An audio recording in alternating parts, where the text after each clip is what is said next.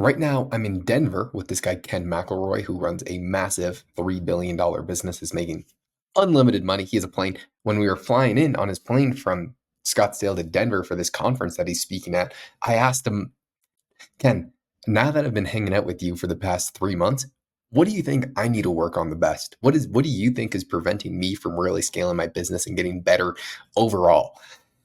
And he said, Josh, your ambition, everything, your ideas, your vision from a high level, it is all exactly what you want to look for in a founder and an entrepreneur. What you are really lacking is your communication ability with the team, with employees. He said, I know that you have a clear goal of where you see this stuff going and you know what's going on in your head, but you need to be able to have the team understand what's going on in your head. What is the vision that you're trying to take? He said, for example, on last Monday's meeting with the whole team, you said, we need to hire these people that were, if you've been watching my videos, I said that we contracted out these people who worked for Alex Ramosi and Cody Sanchez to do the graphic designs for Ken. And I knew the rationale as to why it would be a huge net positive and why it would show incredible results. And Ken said, I believe you because you keep your word on everything that you've been doing. The problem is you didn't really tell the team why you thought they would be a good addition and why you thought we needed to contract them. You just said, I'm going to do this and I'm going to pay out of pocket, or KenCom can pay for it. It's good initiative, but you have to have the team oriented if you want everyone to go where you're going. And he said, you're only going to get so far if you continue to do that. When you start to hire a lot more people and when you have a team, you need to be explicitly clear with what they want to do. And if you have one conversation with somebody, you might be fully on board because you've thought about this for, let's say, 10 hours. Let's say I thought about an idea for an employee for about 10 hours. And then I have one 1 hour conversation about what I want that employee to do. I think that they know exactly what they need to do because in my head, I know what they need to do, but I need to tell them what they need to do. I need to write it down, explicitly clear what they need to do. I need to have them retell me what they need to do. So we are on the same page. He said, if you can't do that, you can't blame them for underperforming. It is your fault, Josh. He said, if you don't think our current KenCon team is doing a great job, because there's a lot of things that I don't think they're doing a great job on. He said, Josh, you've been here long enough. Now that's your fault. Because if you have the ability to change that and you're not, and you just get frustrated because they're not doing what you think they should be doing, that is your fault. And he's talking to me, that it is my fault. And that was a big eye-opening because I am frustrated with a few people on the team. But what should I do about it? And the answer is I should be working with them so they understand the vision that I see and I can articulate it and I can show them what I think would be a better solution as to oppose what they are currently doing instead of just getting annoyed. And he said, and Ken said, I do that a lot of the time still with his assistant. He'll say something, she'll do something slightly different, and it'll be a problem. But then he needs to remind himself, dude, you got to write it down and you got to make sure that they understand what they're doing.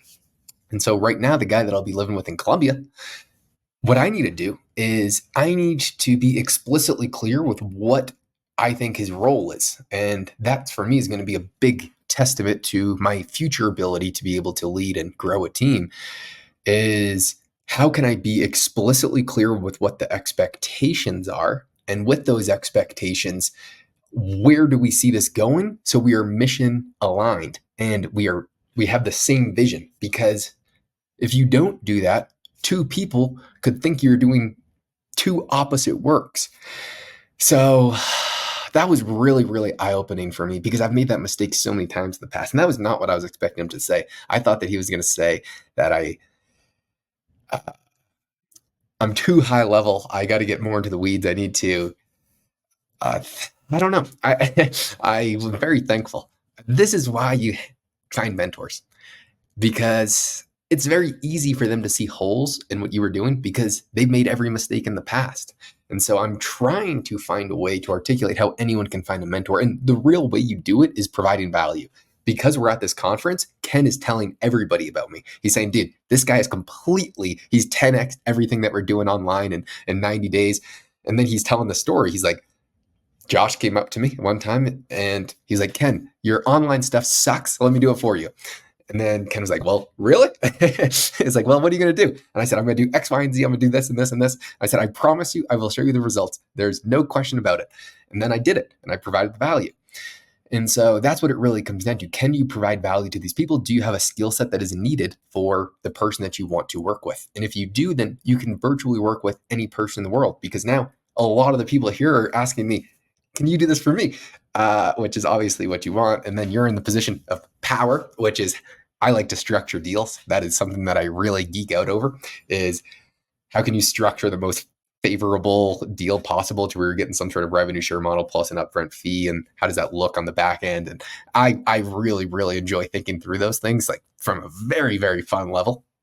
But where I was going with that is, if you provide value in the marketplace, and if you have a skill set that is desired and you can actually help people with, and you overachieve and you actually do incredible for someone, then everything else is easy. It really is. So the hard part is, how do you gain a skill set that is very high in demand, where no one will hire you if you don't have one, if you want to find a mentor? That's a lot more challenging.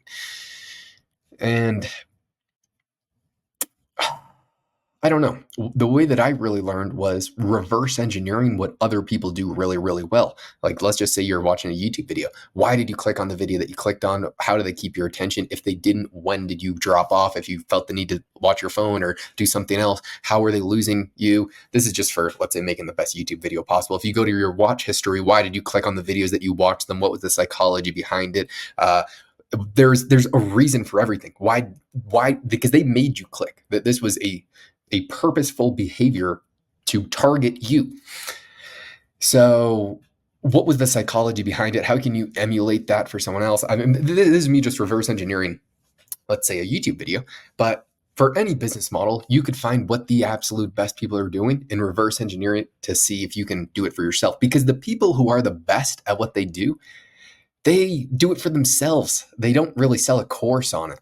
And that's what really bugs me about a lot of these online businesses. They're kind of just, or these course sellers, is they don't really have a great business. They just sell the education, which they don't really have a business on the back end or on the front end. Either way, I'm rambling a bunch of mumbo jumbo because I had 3 cups of coffee today, and I usually only drink 1 coffee a week. So right now my heart is pounding out of my chest. Denver's pretty nice. I haven't left the hotel. I want to get some sunlight. Anyway, I'm going to be going to dinner with all the VIP members that paid $6,000 for a 3-day event, which is incredible, plus all the speakers, which is going to be fun. So, got to do this video early. Goodbye.